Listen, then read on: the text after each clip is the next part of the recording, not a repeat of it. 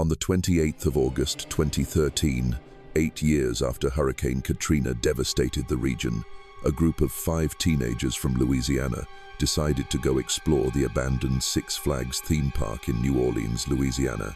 When they got there, they encountered something that could not be explained, something deadly, leaving authorities and the families of those involved baffled for years. Jacob Ross, age 17, Chris Morgan, age 17, Brandon Miller, age 18, Tyler Davis, age 16, and Michael Carter, age 16, were the teens who ventured into the park that day. There were 2 survivors, one with a unique ability that helped him and another make it out alive. They were able to recount the horrifying events that unfolded that day to the authorities in Baton Rouge, the city the teens were from. This is a story, as was told to the authorities several days later by one of the survivors. Me and my friends had been talking about making the 3-hour drive to the abandoned theme park in New Orleans for a while, but hadn't had the guts to do it until last week. What I'm about to tell you happened last Friday, so about 3 days ago. We had to plan our trip out secretly and carefully because we needed to borrow Brandon's parents' car to make the long drive to the park. We told them a lie, saying we were going on a fishing trip for a few days. If any of our parents knew we were going to New Orleans, they would have beaten us and stopped us from going. Now I wish they had. I think we all knew it wasn't safe to go there, but the thrill and excitement of exploring the abandoned park outweighed our fear and common sense. I did try saving them all but couldn't. It's something that will haunt me for the rest of my life. We left early Friday morning, I'd say about 4 a.m. Our plan was to get there early enough so we could have more time exploring the park. As the park came into sight and we pulled into the parking lot, I remember being excited. But at the same time, in my mind, I was beginning to question what we were doing. When Brandon stopped the car, he said, "All right, boys, we're finally here. Let's go check this place out." None of us hesitated, jumping out of the car. The long drive was starting to get to us, and we were anxious to stretch our legs. There was a fence surrounding the park, but someone had cut a hole we could easily fit through. As we made our way through the hole, we laughed and talked about what the park would have been like when it was open. As I passed through the fence, it felt like I'd stepped into a different world altogether. The smell in the air was odd. It smelled old and metallic, and like something was decaying. It wasn't a comforting smell. I could almost taste the mildew on my teeth as I breathed in the air. I was going to say something about it, but for some reason I didn't, thinking maybe it was just me. Also, my friends were having a good time, so I didn't want to say something to bring their spirits down. As we stood there at the entrance, we could see it was run down. Everything was turning to rust. Michael had continued walking and was in the lead by a bit, heading towards a small, run-down building. The windows were all broken out, and there were rust stains running down the white paint that covered the building. As Michael was about to step inside the building, I was hit with what I call the dark ability. I immediately froze in place and shouted, "Michael, don't go in there." He immediately stopped dead in his tracks, looked back at me, and asked, "Why? What are you talking about? This is why we're here." The rest of the boys were looking at me and laughing when all of a sudden we heard Michael scream out, "Help me." His screams were then instantly cut off, then silence. "What the hell?" Brandon shouted as we all looked towards the white building. We quickly ran over and could see the door Michael had gone through. We stood there staring at the door, hesitant to walk in. Brandon was the first one to step inside. He was more or less the leader of our group, being he was the oldest. The rest of us followed him inside. We were expecting to see Michael in there, most likely playing a joke on us. Instead of Michael being there, in the middle of the room was an old doll lying down on an old, decaying chair, wearing a gas mask on its face. The floor was completely covered with old gas masks. None of us said anything as we stared at the creepy-looking doll. "Where the hell is Michael?" asked Chris. Brandon then immediately asked me, "Jacob, why did you tell him not to go in here?" I stood there for a moment, deciding whether or not I should tell them about my dark ability. I knew they wouldn't believe me. Even I had a hard time believing it sometimes, but I'd had it for years, so it'd become normal to me by now. Given the situation, I took a deep breath and decided to tell them. 5 years ago, I was exploring the basement of the abandoned mental hospital in our hometown, Baton Rouge, when I stumbled upon an old wooden rectangular box. When I opened it, I discovered a flat wooden board with a planchette. The flat board had letters and numbers on it, with the words yes and no on each side. Back then, I didn't know what it was, so I took it home with me. I hid it under my bed for a few weeks, fearing my parents would take it from me if they discovered it. Then late one night, I decided to pull it out and mess around with it. The planchette had glass in the middle of it, so I figured you moved it over the letters or words. As I was moving it around the board, I immediately felt something enter my room. I quickly stood up and started looking all around me, but I could see nothing. I then looked down and could see the planchette was moving by itself. It spelled out the word gift, then abruptly stopped. I quickly jumped on my bed, trembling with fear. I sat in the corner of my bed for hours, afraid to move. I'm not sure what time I fell asleep, but when I awoke, I was still sitting up in the fetal position. That morning, I felt different. It's hard to explain what I felt, but there was definitely something different about me that wasn't there before. A week later, as I was walking down the street to the grocery store, I had a daymare. It was almost like a movie playing in my mind. It was of someone getting hit and killed by a car.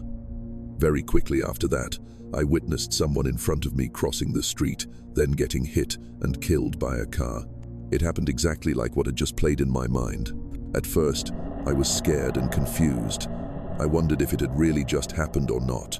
A few weeks later, it happened again, and it's been going on like that over the years since that day. About 10 seconds before something bad is going to happen, I see it play out in my mind. I've never told anyone until now. Who would believe it, right? My friends stood there for a moment, looking at me dumbfounded, not saying a word. "What was the board and planchette you found?" asked Tyler. "I believe it's called a Ouija board," I responded. "You're right. I don't believe you, but I still don't know why you yelled at Michael to stop. He's got to be around here somewhere. We need to find him," responded Brandon loudly. I could tell he was starting to get angry. Brandon then started yelling, "Michael, Michael, where the hell are you, mate?" It was easy to see he was not inside the building. It had no other rooms and nowhere for him to hide. The rest of us were silent as he yelled out to him. Maybe he somehow got out of the building without us seeing him. Maybe he's playing a prank on us. "Let's go find him," said Brandon. As Brandon was walking out of the building, Chris looked at me and asked, "What did you see happen to him?" "I saw him get taken into a shadow," I responded. Chris said nothing as he stared at me.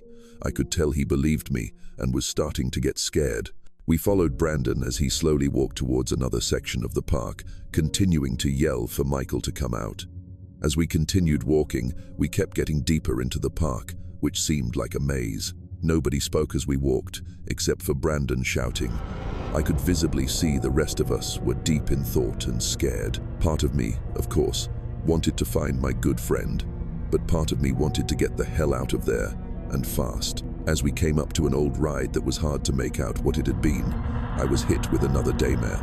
I yelled out to Brandon, who was still in the lead, to stay out of the shadows. He looked back at me for a split second and kept walking and shouting. Soon after, the rest of us witnessed something that looked like an arm reaching out of the shadow, grabbing him by the throat, ripping it out, then slowly dragging him into the shadow. Then he was just gone. We shouted out Brandon's name in terror as the three of us took off running. Chris and I were together as we ran one direction, and Tyler, who had been closer to Brandon, took off in the opposite direction. We had no idea where we were going, but I knew now we had to stay out of the shadows, which was going to be hard to do considering how the park was set up. As we ran, I yelled out to Chris, "Whatever you do, stay out of the shadows." He didn't respond as we continued running. As we ran, I thought to myself, are we going deeper into the park or towards the entrance? I was hoping for the latter. As we turned a corner, we could see we'd come to a dead end and had no idea where we were. My thoughts turned to Tyler, wondering where he was, praying he'd be all right. I hadn't gotten another daymare from my dark ability, which was good. I was hoping he knew to stay out of the shadows. I wasn't confident he would, though. "Let's stop for a minute," I said to Chris as I tried catching my breath. It was sunny that day with no clouds in sight, so it was easy to see where the shadows were. It was just a matter of not stepping into one or running into one that blocked our path. "What should we do?" asked Chris. "We need to get out of here while staying out of the shadows," I responded. "What about Tyler?" "Yes, we need to try finding him before we get out of here. We can't leave our brother behind," I responded. Chris nodded his head in agreement as he tried catching his breath as well. After a few minutes, we both calmed our breathing and nerves down, enough we could start planning what to do next. I believe what you said about seeing into the future. What was that thing that grabbed Brandon? Asked Chris. I don't know. I get brief glimpses into the future, but I can't explain yet what that thing was, I responded. What's our plan then? Chris asked. I don't know the way back to where Brandon disappeared, and I don't know where Tyler ran, so we'll do our best to backtrack to see if we can find him. I'm not sure about you, but I don't want to be here after dark, I responded. Yes, absolutely. I do not want to be here after dark either, Chris replied. We then talked and decided which way we wanted to go to try finding Tyler so we could quickly get the hell out of there. As we made our way along the asphalt path, we were careful to avoid any shadows. I could see Chris wasn't doing so well mentally. I mean, we just witnessed one of our best friends get savagely killed by something unexplainable, and another friend was missing, most likely meeting the same fate as Brandon. I was able to process it better than him, I guess because of the dark ability I possessed. We yelled out to Tyler as we picked our way along, but there was no response.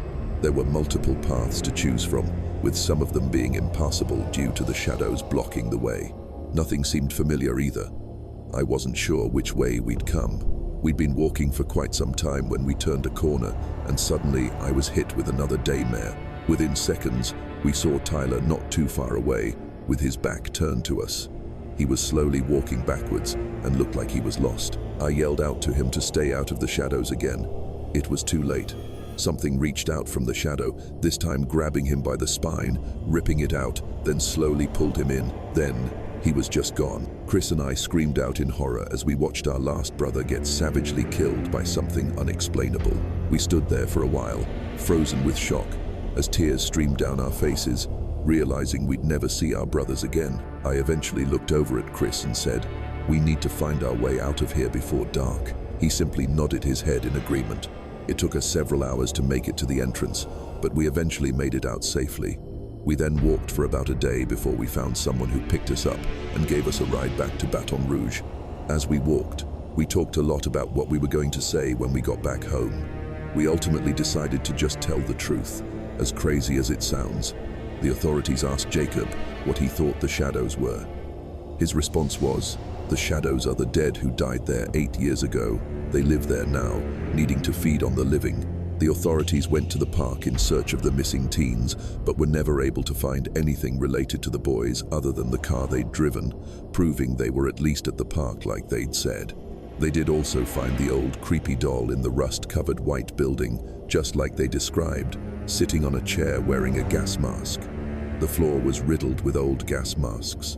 This also proved they went inside the park. A few days after talking to the authorities, Jacob showed up unexpectedly at Chris's house late one night to tell him something. What he told Chris scared the hell out of him. Chris told his parents the following day what he said. "Last night I pulled out the Ouija board from where I'd been hiding it all these years.